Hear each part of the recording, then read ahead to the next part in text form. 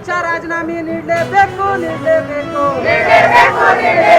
ಜೈ ಜೈ ಜೈ ಜೈ ಜೈ ಭೀಮ್ ಜೈ ಜೈ ಜೈ ಜೈ ಜೈ ಭೀಮ್ ಜೈ ಜೈ ಜೈ ಜೈ ಜೈ ಭೀಮ್ ಮುರ್ದಾಬಾದ್ ಮುರ್ದಾಬಾದ್ ಮುರ್ದಾಬಾದ್ ಮುರ್ದಾಬಾದ್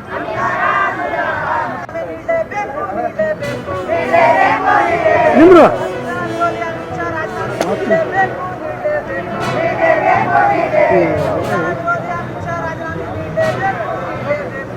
ದಿನಾಂಕ 17ರಂದು ಏನು ಪಾರ್ಲಿಮೆಂಟ್ನಲ್ಲಿ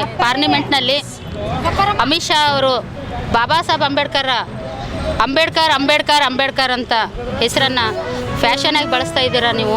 ಅದನ್ನು ಬದಲಾಗಿ ದೇವ್ರ ಹೆಸರನ್ನ ಬಳಸಿದ್ರೆ ನಿಮಗೆ 7 ಜನ್ಮದ ಪುಣ್ಯ ಅಂತ ಬರ್ತಿತ್ತು ಅಂತ ಹೇಳ್ತಾ ಇದ್ದಾರೆ.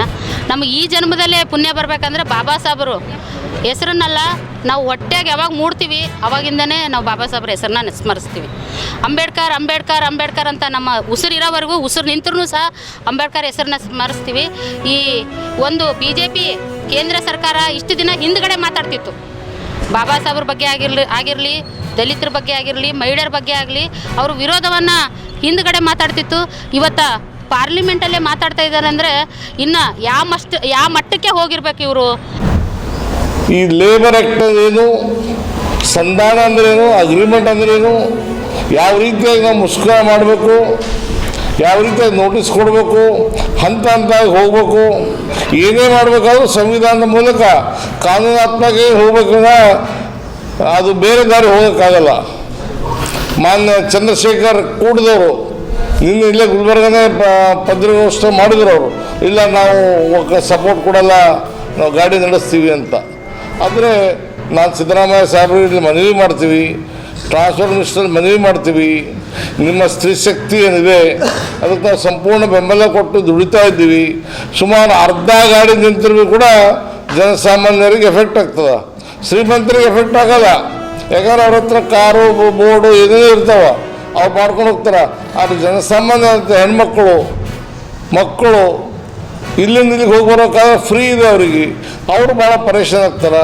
ಅವರ ಒಂದು ಹಿತದೃಷ್ಟಿ ನೋಡಿಕೊಂಡು ನಾನು ಸಿದ್ದರಾಮಯ್ಯ ಸಾಹೇಬ್ರಿಗಾಗಲಿ ಇದಕ್ಕೂ ಒಂದು 13 ಲಕ್ಷದ್ದು ಸಿದ್ದರಾಮಯ್ಯವರೇ ಮಾಡಿದ್ರು ಅಗ್ರಿಮೆಂಟ್, 15% ಮಾಡಿದ್ರು. ಅವ್ರ ಮಗನಿಗೆ ಆರಾಮಿರಲಿಲ್ಲ ಅಂತ ಫಾರಿನ್ಗೆ ಹೋಗಿದ್ರು ಮಾಡಿ. ಅದು ಈಗೇನು ಗೊತ್ತಾಗ್ತಾ ಇಲ್ಲ ಯಾಕೆ ಅವರು ಈ ಧೋರಣೆ ತಾಳ್ಕೊಂಡ್ರು.